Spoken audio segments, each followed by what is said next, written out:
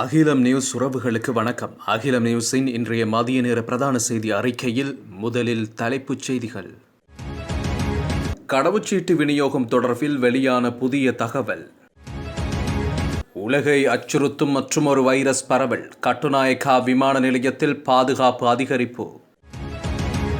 இலங்கையில் மின்சார கட்டணம் அதிகரிப்பு வெளியான காரணம். புத்தளத்தில் நேர்ந்த கொடூரம். மனைவியை பெட்ரோல் ஊற்றி கொளுத்திய கணவன். நாட்டில் எரிபொருள் விலை குறைக்கப்படும். ஜனாதிபதி வேட்பாளரின் அறிவிப்பு. இணையத்தை பயன்படுத்துபவர்களுக்கு எச்சரிக்கை.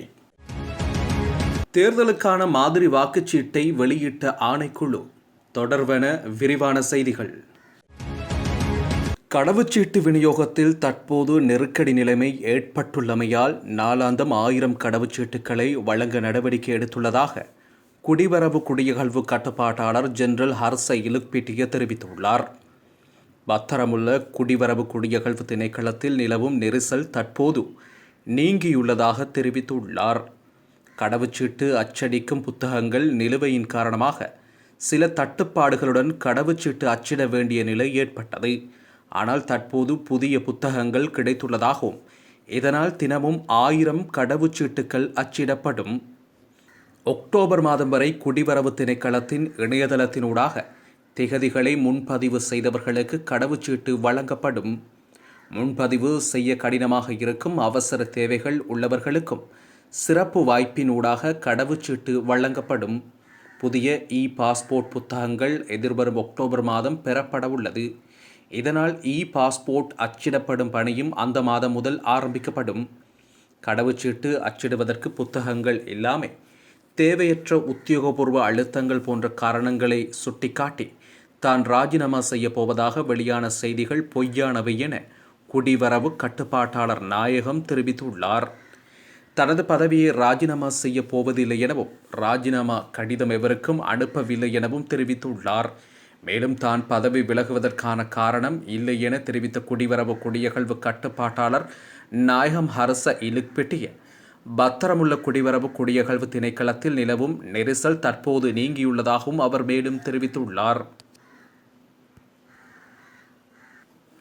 உலகளாவிய ரீதியில் குரங்கம்மை வைரஸ் தொற்று பரவி வரும் நிலையில் இலங்கையில் அதன் தாக்கத்தை கட்டுப்படுத்த சுகாதார அமைச்சு நடவடிக்கை எடுத்துள்ளது.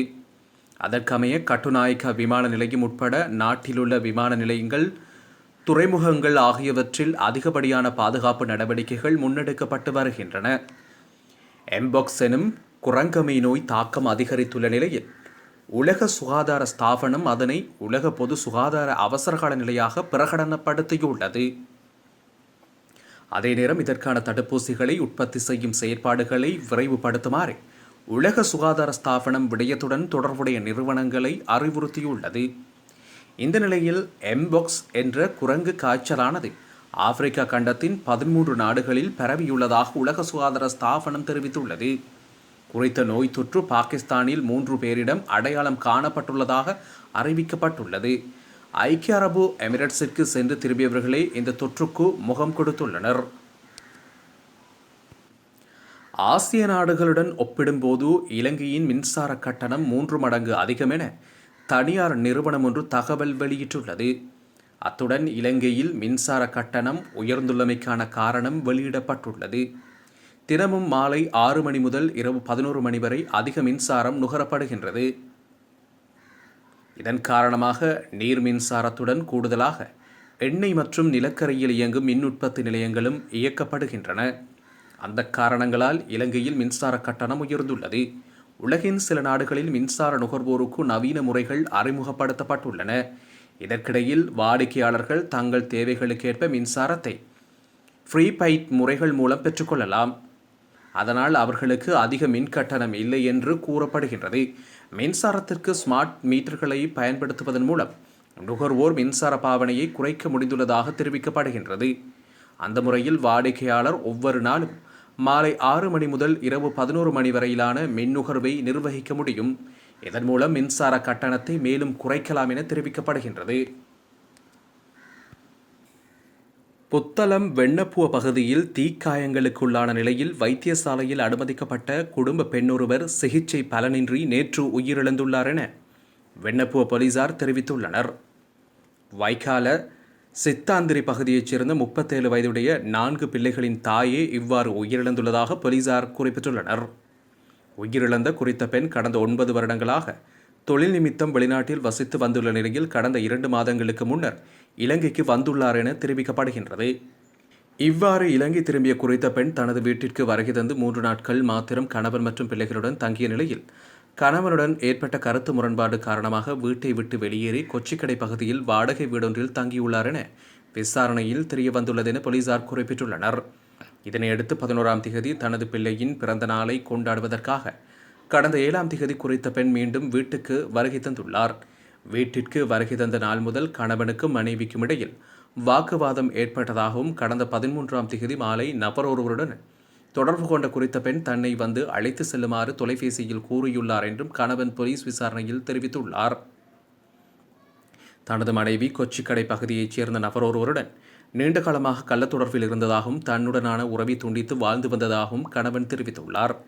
மனைவி வெளிநாட்டில் வசித்து வந்தபோது தனது 4 பிள்ளைகளையும் தானே பராமரித்து வந்ததாகவும் வெளிநாட்டில் இருந்து இலங்கை திரும்பியதும் கள்ளத்தொடர்பில் இருந்த நபருடன் வாழ விருப்பம் என்றால் 4 பிள்ளைகளையும் பராமரித்துக் கொண்டு அந்த நபருடன் இருக்குமாறும் மனைவியிடம் கூறியதாகவும் பிள்ளைகளை தனது பராமரிப்பில் வைத்துக்கொள்ள மனைவி ஏற்றுக்கொள்ளவில்லை என்றும் கணவன் தெரிவித்துள்ளார். கடந்த 14ஆம் தேதி அதிகாலை 4 மணியளவில் தனது மனைவி வீட்டை விட்டு வெளியேறி செல்ல தயாரான போது பிள்ளைகளின் எதிர்காலத்தை கவனத்தில் கொண்டு இங்கேயே தங்கியிருக்குமாறு கணவன் தனது மனைவியிடம் கேட்டுக்கொண்டார். தனது பேச்சை நிராகரித்த மனைவி தன்னுடன் வாக்குவாதப்பட்டதாகவும் இருவருக்கும் இடையில் ஏற்பட்ட வாக்குவாதம் முற்றிய நிலையில் ஆத்திரமடைந்த தான் சமையலறையில் இருந்த பெட்ரோலை எடுத்து மனைவியின் உடல் மீது ஊற்றி தீ வைத்ததாகவும் கணவன் போலீசாருக்கு வழங்கிய வாக்குமூலத்தில் குறிப்பிட்டுள்ளார். கடும் தீக்காயங்களுக்குள்ளான குறித்த பெண் வீட்டை விட்டு வெளியேறி அயலவர்களின் உதவியை நாடிய நிலையில் அங்கிருந்தவர்கள் அந்த பெண்ணை உடனடியாக நீர்கொழும்பு வைத்தியசாலையில் சிகிச்சைக்காக அனுமதித்ததாகவும் போலீசார் குறிப்பிட்டனர். இதனையடுத்து அந்த பெண்ணின் கணவன் சந்தேகத்தின் பேரில் வெண்ணப்புவ போலீசாரால் கைது செய்யப்பட்டு நீதிமன்றில் முன்னிலைப்படுத்தப்பட்டார்.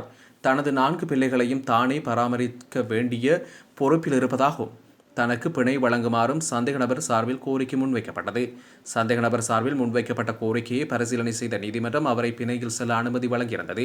எனினும் பலத்த காயங்களுடன் வைத்தியசாலையில் அனுமதிக்கப்பட்டு சிகிச்சை பெற்று வந்த குறித்த பெண் 3 நாட்களின் பின்னர் நேற்று காலை சிகிச்சை பலனின்றி உயிரிழந்துள்ளார் என வெண்ணப்புவ போலீஸ் நிலையத்தின் குற்ற விசாரணை பிரிவு பொறுப்பதிகாரி உப போலீஸ் பரிசோதகர் PDP ஸ்ரீவர்தன சுட்டிக்காட்டினார். தனது அரசாங்கத்தின் கீழ் இலங்கையில் எரிபொருள் விலை குறைக்கப்படும் என தேசிய மக்கள் சக்தியின் தலைவரும் ஜனாதிபதி வேட்பாளருமான அனுரகுமார திசாநாயக்க தெரிவித்துள்ளார். முழுமையான மறு ஆய்வு நடத்தி அதன்படி எரிபொருள் விலையை குறைக்க முடியும் என்றும் அனுரகுமார உறுதியளித்துள்ளார். தேசிய மக்கள் சக்தியின் பிரச்சார கூட்டத்தில் கலந்து கொண்டு உரையாற்றுகையில் அவர் இதனை தெரிவித்துள்ளார். போலி இணையதளங்களை ஊடாக தனிப்பட்ட தரவுகள் திருடப்படும் சம்பவங்கள் அதிகரித்துள்ளதாக இலங்கை கணனி அவசர பதிலளிப்பு பிரிவு தெரிவித்துள்ளது. இந்த ஆண்டில் இணையம் தொடர்பான 2542 முறைப்பாடுகள் பதிவாகியுள்ளதாக பிரிவின் சிரேஷ்ட தகவல் தொழில்நுட்ப பொறியியலாளர் சாருக தமுடுபொல தெரிவித்துள்ளார். இவற்றில் போலி இணையதளங்கள் தொடர்பாக 414 முறைப்பாடுகள் கிடைக்கப்பெற்றுள்ளதாகவும் தெரிவித்துள்ளார். எதிர்வரும் ஜனாதிபதி தேர்தலுக்கான மாதிரி வாக்குச்சீட்டை தேர்தல் ஆணைக்குழு வெளியிட்டுள்ளது. ஒவ்வொரு வேட்பாளரின் பெயரும் மற்றும் சின்னங்கள் ஆகியவற்றை குறித்த படிவம் காட்டுகிறது. இதில் முதலாவதாக அக்பிம தயாரத்ன தேரருக்கு வழங்கப்பட்டுள்ளது. 39 பேர் கொண்ட வேட்பாளர் பட்டியலில் தற்போதைய ஜனாதிபதி ரணில் விக்ரமசிங்கே 37வது இடத்தை பெற்றுள்ளார். மேலும் இம்முறை ஜனாதிபதி தேர்தலில் நாமல் ராஜபக்ஷ என்ற 2 வேட்பாளர்கள் போட்டியிடுவதுடன் 2 வேட்பாளர்களின் பெயர்களும் ஒரே இடத்தில் குறிப்பிடப்பட்டுள்ளது. அத்துடன் தேசிய மக்கள் சக்தியின் அனுரகுமார திசாநாயக்காவின் பெயர் பட்டியலில் 16வது இடத்தில் பட்டியலிடப்பட்டுள்ளது. மேலும் சஜித் பிரேமதாசா இந்த பட்டியலில் 21வது இடத்தில் இடம்பெற்றுள்ளது.